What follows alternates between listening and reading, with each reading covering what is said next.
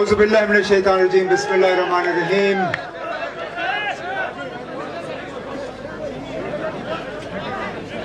काबिना में मेरे साथ नायब वज़ीर आला जनाब सुरेंद्र चौधरी साहब, मेरे एडवाइज़र जनाब नासिर असलमानी साहब, मैडम डीडीसी चेयरमैन साहिबा, नेशनल कॉन्फ्रेंस के हमारे ट्रेजरर जनाब शमी ओबरॉय साहब, जिला सदर जनाब राथर साहब, इलेक्शन में मेरे कैंपेन के इंचार्ज और मेरी कामयाबी के जिम्मेदार जनाब गियासुद्दीन साहब, मेरे पॉलिटिकल एडवाइज़र जनाब मुदस्सिर शामिरी साहब,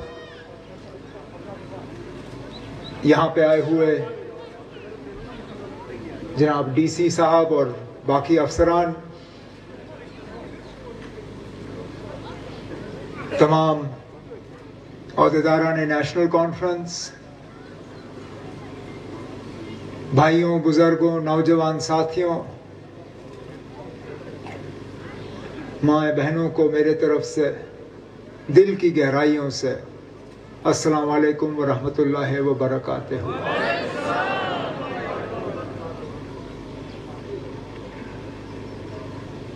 अल्फाज नहीं है जिनका इस्तेमाल करके मैं गांदरबल के लोगों का शुक्रिया करूं।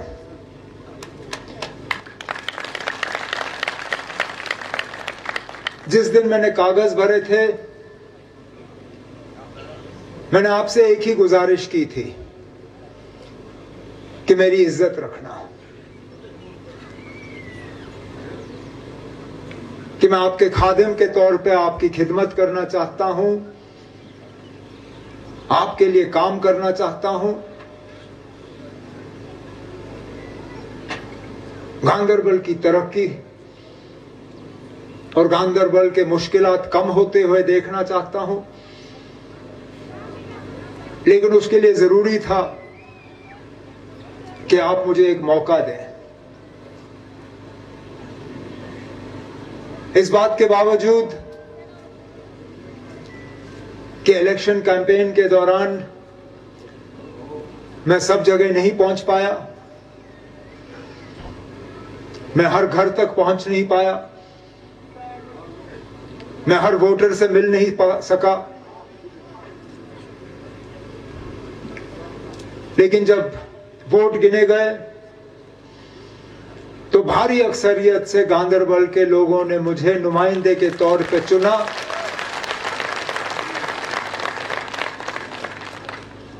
उस तमाम प्रोपेगेंडा को एक तरफ करते हुए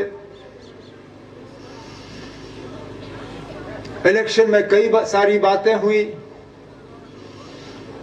बहुत सारे लोग मुझे हराने निकले,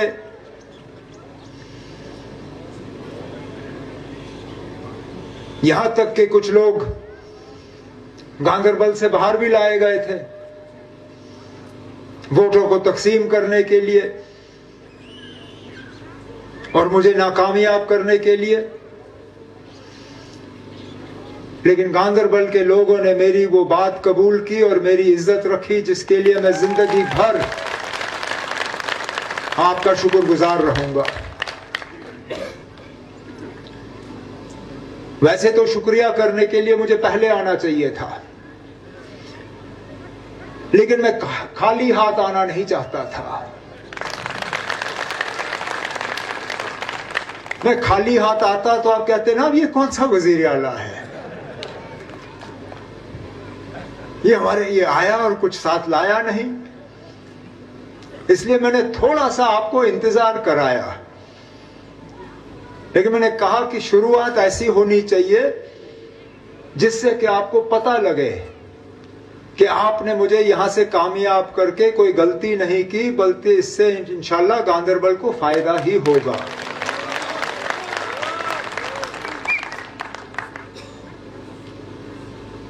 वजीर आला बनने के बाद मैंने कोई संग बुनियाद नहीं रखा, मैंने कोई जलसा नहीं किया। मैंने पहले ही नासिर से कह के रखा था कि इंशाअल्लाह मेरे हाथों से पहला संग बुनियाद और मेरी पहली तकरीर अगर होगी तो अपनी कॉन्स्टिट्यूएंसी गांदरबल में होगी, फिर जाके कहीं और जाऊंगा। अब चलिए, आज पुल का संग बुनियाद लगा, परसों दोपहर को फिर वापस आऊंगा।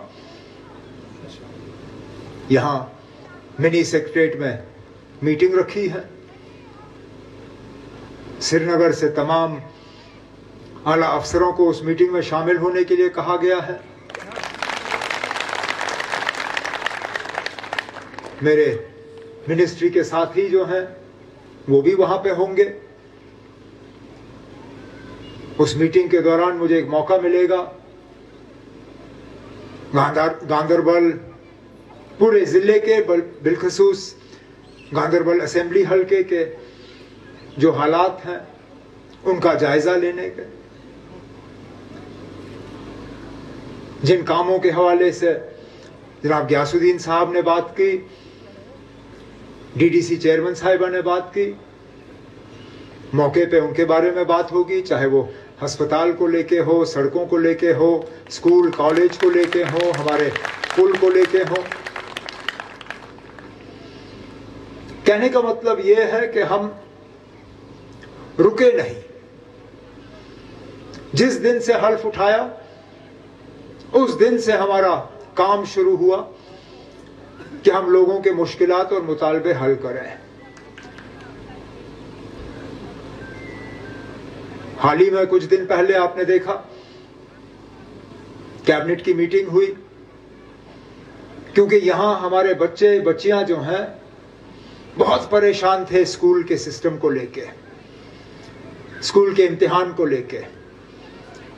जो मार्च का सिस्टम था स्कूल के इम्तिहानों का, उसको लेके हमारे बच्चे बच्चियां, उनके माँ बाप परेशान थे। और ये स्कूल का वक्त तय करना, ये तो हमारा हक था। ये 2019 के बाद हमसे छीना गया, और इसलिए हमने कहा कि यहां माँ बाप बच्चों से बात करके हम अपना ये हक हासिल करेंगे वापस, और खुद तय करेंगे कि हमारे बच्चों के लिए बेहतर क्या होगा। और फैसला हुआ, आज ऑर्डर जारी हुआ।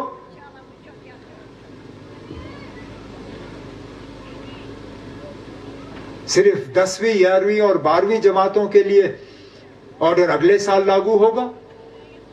बाकी बच्चों के इम्तिहान इसी साल खत्म होंगे, फिर सर्दियों में वो ट्यूशन वगैरह और अगले साल की तैयारी कर सकें। इसी तरह मैं इलेक्शन में बार बार आपसे कहता रहा कि इस असेंबली के जरिए हमने अपनी आवाज बुलंद करनी है। इस असेंबली के जरिए हमने पैगाम भेजना है कि जो हमारे साथ हुआ 5 अगस्त 2019 को, वो हमें काबिल कबूल नहीं है, कि वो हमारी इजाजत, हमारी मर्जी और हमारे मशवरे के बिना हुआ। अब जब पहले दिन उसका कहीं जिक्र नहीं हुआ, कुछ लोगों ने हमें ताने देने शुरू किए, भूल गए, धोखा दिया। ना, अब हम धोखा देने वाले लोगों में से नहीं हैं। फर्क ये है कि हम कायदा कानून जानने वाले लोग हैं। हम जानते हैं किस तरह चीजों को असेंबली के जरिए लाया जाए, और हम चाहते थे कि असेंबली के जरिए ऐसी आवाज उठे जिसको मरकज भी नजरअंदाज ना कर सके। नहीं तो हम पहले दिन ऐसा रेजोल्यूशन लाते जिसको वो उठा के रद्दी की टोकरी में फेंक देते, फिर क्या फायदा होता। हम चाहते थे असेंबली से ऐसी आवाज आए जो मरकज को कल मजबूर करे हमसे बात करने के लिए। जो कल को मरकज नजरअंदाज ना कर सके। और वो आवाज आपकी कल असेंबली ने बुलंद करके वो रेजोल्यूशन पास करके दुनिया को बताया कि हम क्या चाहते हैं और क्या हासिल करके रहेंगे। इसी तरह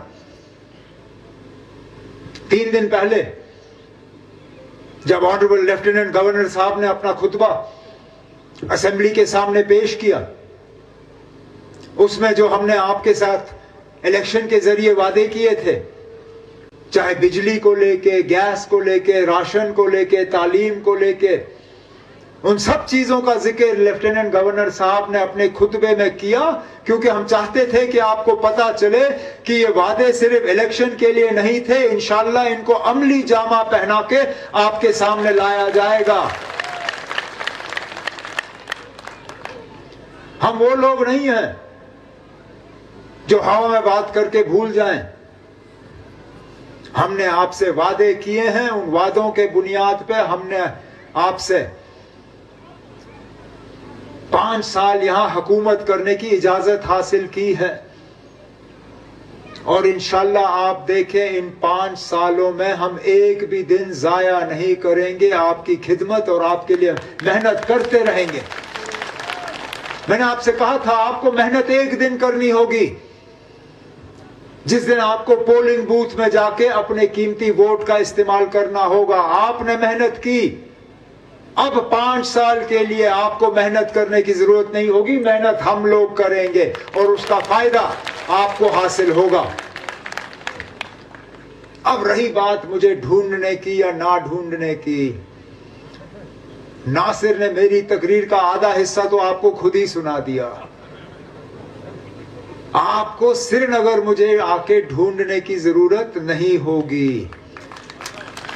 मैंने पहले तो तय किया था कि मैं यहां नुनर मनीगाम साइड में कोई मकान तो देख लूंगा, लेकिन मुझे लगा वो आपके लिए ज्यादा दूर पड़ेगा। आपके लिए वहां आना और गुपका रोड आना एक ही बराबर है। इसलिए फिर तय हुआ कि यहां जो हमने डाक बंगला बनाया हुआ है, हाँ, फतेहपुरा में, मैं उसी को अपना घर और दफ्तर बना के वहां से ही आपको मिलने का काम करूंगा। हफ्ते में कम से कम एक दिन जनाब नासिर साहब वहां पे आएंगे, कम से कम 1-2 दिन मुदस्सिर शामिरी साहब आएंगे, और मेरी भी लगातार कोशिश होगी कि कम से कम हफ्ते में एक बार मैं वहां पे आके आप सबों से मिलूं, ताकि बातचीत का सिलसिला रहे, काम जो है चलते रहे,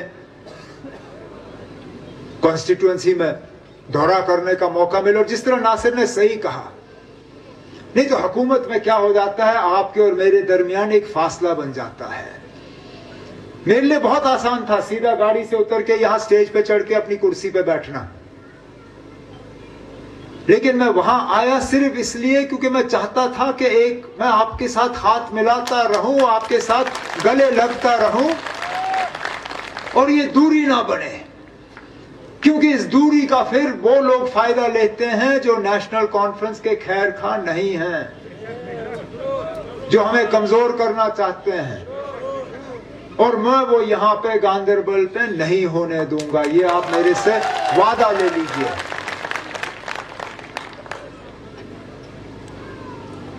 अब लंबी बातें आज मैं करूंगा नहीं, इलेक्शन में बहुत तकरीरें हुई, अब बातों का वक्त नहीं रहा, अब काम करने का वक्त आ गया है।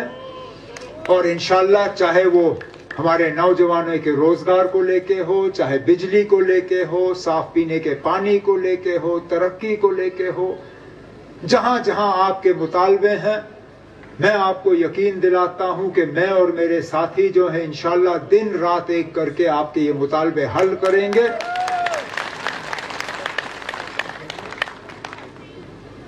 मैं मैडम डीडीसी चेयरमैन साहिबा को भी यकीन दिलाता हूं